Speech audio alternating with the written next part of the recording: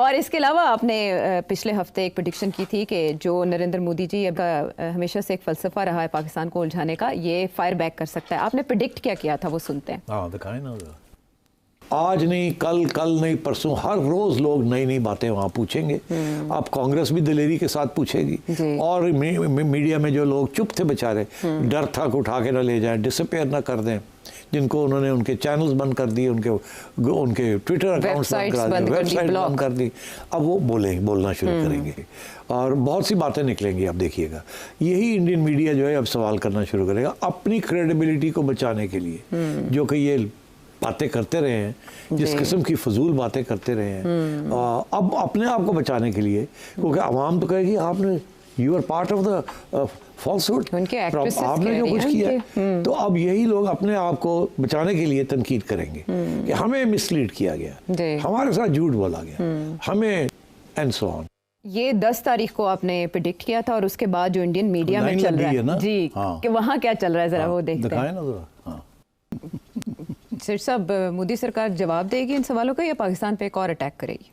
آپ بھی تو بڑی اسٹریٹ فارورڈ ہو جاتی ہیں. ذرا مجھے مزے لینے تھے تھوڑے سے. اچھا. ہاں نہیں دیکھیے، نریندر مودی نے تو 2-3 باتیں کہی ہیں نا، اور کچھ باتیں نہیں کہیں. جو کہی ہیں وہ یہ ہیں کہ یہ ٹیمپرری سیز فائر ہے، جی پاز ہے، یہ پاز ہے. مطلب ہے اس کا پاز کا یہی مطلب ہے کہ ریل پھر چلے گی. جی اچھا. سو یہ جو ڈی جی ایم اوز کی باتیں چل رہی ہیں، اس کے اوپر انہوں نے پانی پھیر دیا، کیونکہ ڈی جی ایم اوز جو بات کر رہے ہیں وہ تو اب ایک سیز فائر کی بات کر رہے ہیں. تو وہ کہتے ہیں یہ تو پاز ہے، اس کا مطلب ہے وہ کچھ کریں گے پھر. اچھا وہ کیوں کریں گے؟ ایک تو یہ کہ آپ نے سنی لیا جو تنقید ہو رہی ہے، ساری دنیا، سارا انڈیا کہہ رہا ہے کہ ہم ہار گئے اور آپ نے ہم سے جھوٹ بولا، بتایا نہیں ہوا کیا ہے، جھوٹ بولتے رہے اور ہم پھر آگے پھر وہی باتیں کرتے رہے.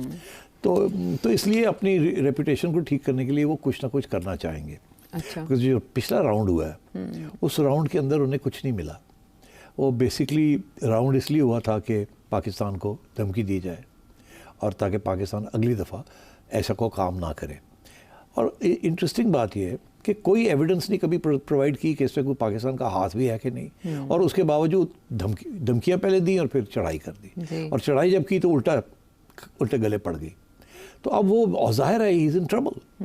یہ ایسی آوازیں آج تک پچھلے 10 سال سے جب سے یہ حکومت کر رہے ہیں، ایسی کبھی تنقید نہیں ہوئی نریندر مودی کی. اور اب تو ان کے فارن سیکرٹری کی بھی ہو رہی ہے، ان کے فارن منسٹر کی بھی ہو رہی ہے. فارن منسٹر صاحب کو تو ڈر لگ گیا، وہ تو اب آرمڈ گاڑیوں میں پھرنا شروع کر دیا انہوں نے. یہ آرمڈ گاڑیوں کا سلسلہ تو ہمارے ہاں تھا، کیونکہ ہمارے ہاں ٹیررزم بڑی تھی اور وہ ڈومیسٹک ٹیررزم تھی.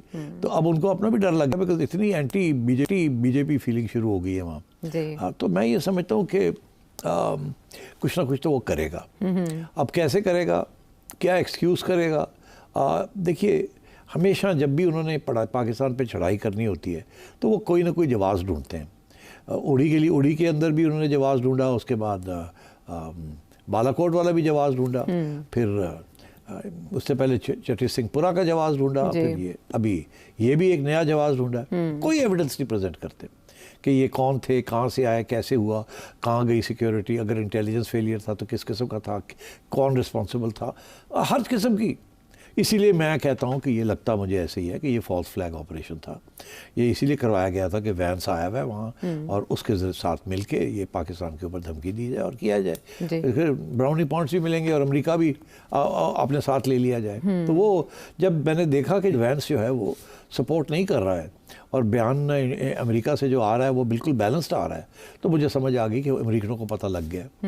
اسی لیے میں نے حوالہ دیا تھا کہ 2000 میں کیا ہوا تھا جب بل کلنٹن وہاں گیا تھا، جس کے اوپر مجھے بڑی گالی پڑی انڈیا میں کہ جی یہ آپ جھوٹ بول رہے ہیں، یہ کر رہے ہیں، وہ کر رہے ہیں. مگر وہ واضح ہو گیا نا کہ اس وقت بھی بل کلنٹن نے بھی یہ سمجھا تھا کہ وہ جو سکھوں کے اوپر جو حملہ ہوا تھا وہ بھی کروایا گیا تھا، پاکستان کا اس میں کوئی ہاتھ نہیں تھا. اسی لیے شور بھی پڑا تھا اس کتاب کے اوپر، پھر کتاب کو وڈرا کر لیا and so on and so forth. تو جس کے لیے پھر مجھے بھاگ دوڑ بڑی کرنی پڑی، لائبریری آف کانگریس جانا پڑا، وہاں سے اس کی کانگریسنل ریکارڈ ڈھونڈنا پڑا کہ جس پہ یہ ساری باتیں بھی لکھی تھیں. اچھا تو اینی وے ابھی بھی وہ تسلیم کرنے کے لیے تیار نہیں ہے کہ یہ حقیقت ہے. اور انڈیا جب بھی کوئی کارروائی کرنی ہوتی ہے کوئی نہ کوئی جواز ڈھونڈ کے کرتا ہے وہ. تو اب یہ ہے کہ بہت سے سوال کھڑے ہو گئے نا, ایک کا بھی جواب نہیں انڈیا نے دیا.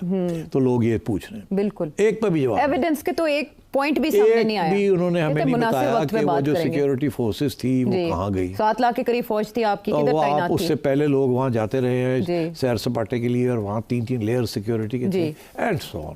تو خیر بہت سے سوال ہیں, ایک کا بھی جواب نہیں دیا. اسی لیے تو انٹرنیشنل کمیونٹی ان کا ساتھ نہیں دیا, ایویڈنس کو نہیں پریزنٹ کی. اچھا دوسری چیز یہ کہ ان کا یہ خیال تھا کہ یہ کیا دنیا ان کی بات مان جائے گی اور ان کو ساری انٹرنیشنل کمیونٹی پاکستان کو کنڈیم کرے گی, بیکاز ہمارا انفارچونیٹلی ریپوٹیشن حال میں اتنی اچھی نہیں تھی.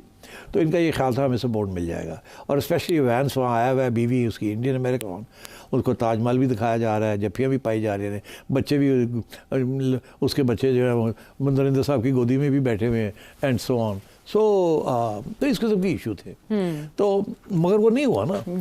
سو نو ایویڈنس, اس کے بعد نو سپورٹ فرام امریکہ, اور لاسٹ ایکول کر دیا امریکہ نے پاکستان اور انڈیا کو, جو ایک اور شاک پڑا. تو یہ 3 shocks one after the other. اس کے بعد انہوں نے سوچا کہ اب کچھ کریں. تو جب انہوں نے جو کچھ کیا اس کے بھی حوالہ ہمارے پاس ہے کہ کیا ہوا کیسے ہوا. ہاں لیکن اس پہ بہت سے ابہام ہے. سیٹھی صاحب یہ جو آپ نے پوائنٹس بتائے اس سے جو ذہن میں میرے سوال آ رہے ہیں وہ آگے چل کے میں آپ سے پوچھوں گی, لیکن جب ہم نے لاسٹ شو کیا تھا تب سیز فائر ہوا تھا اور آپ نے پھر پاسبلٹیز بتائی تھی. اب جو سوال لے کر ذہنوں میں ابہام ہے وہ بہت سے ہیں. سب سے پہلا یہ ہے کہ کس کی اسٹرائکس زیادہ مؤثر تھیں, پھر S-400 تباہ کیا گیا یا نہیں کیا گیا, کیونکہ نریندر مودی جی سائٹ پہ پہنچ گئے, لانچرز کے سامنے انہوں نے تصویر بنائی ہے.